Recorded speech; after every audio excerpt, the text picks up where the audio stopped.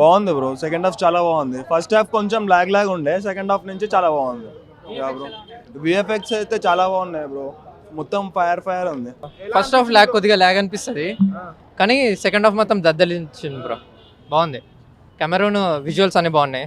Story casual Avatar 1, 2 లాగానే ఉంటుంది, కానీ క్యాచ్ చేయాలని ట్రై చేసాడు. విఎఫ్ఎక్స్ అన్ని గ్రాఫిక్స్ అన్ని చూడొచ్చు బ్రో, 1 టైం వాచ్ ఇది. స్టోరీ అయితే బాగుంది. స్టోరీ అయితే లాగ్ ఉంది బ్రో. అది రేటింగ్ బ్రో 5కి 4 అయితే ఇస్తా బ్రో. బాగుంది, చాలా బాగుంది. అంటే అవతార్ 2 కన్నా కూడా ఇది చాలా బాగుంది మూవీ.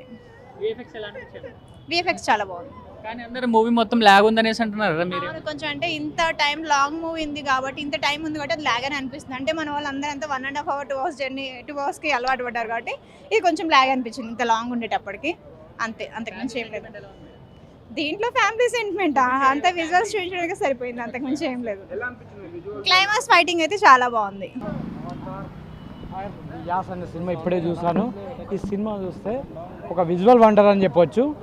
కంప్లీట్గా గతంలో మనము ఫస్ట్ పార్ట్ 1 చూస్తే కనుక అడవిలో తీశాడు. తర్వాత 2వ ఎపిసోడ్ చూస్తే అది కంప్లీట్గా వాటర్లో సముద్రంలో తీశాడు. 3వ పార్ట్ చూస్తే కనుక ఇప్పుడు ఫైర్ అంటే ఫైర్ ఒకటే కాకుండా ఇందులో అడవులు కనిపిస్తాయి, ఫైర్ కనిపిస్తుంది, వాటర్ కనిపిస్తుంది. అంటే ఒక విజువల్ వండర్గా చూడొచ్చు. కాకపోతే సినిమా ల్యాగ్ ఉంది, చాలా డ్యూరేషన్ ఎక్కువ ఉంది.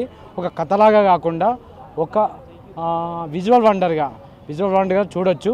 కొత్తదనం పెద్దగా ఏమనిపించలేదు. మాంగోన్ అనే ఒక కొత్త తెగను పరిచయం చేశారు. మాంగోన్ అనే ఒక కొత్త తెగ చూపించే యాక్షన్ సీన్స్ అవే విజువల్గా బాగా బెటర్గా అనిపిస్తాయి. మానవ జాతి మీద ఒక తెగ గెలవడం ఇలాంటి సన్నివేశాలు ఉన్నాయి. కాకపోతే ల్యాగ్ అనిపిస్తుంది, చాలా ల్యాగ్ అనిపిస్తుంది. అంత డ్యూరేషన్ ఉండాల్సింది కాదనిపిస్తుంది. కాకపోతే ఒక కథలాగా కాకుండా ఒక్కొక్క విజువల్ ఎలా ఉంది అనేది మనం చూసుకోవచ్చు. బెటర్.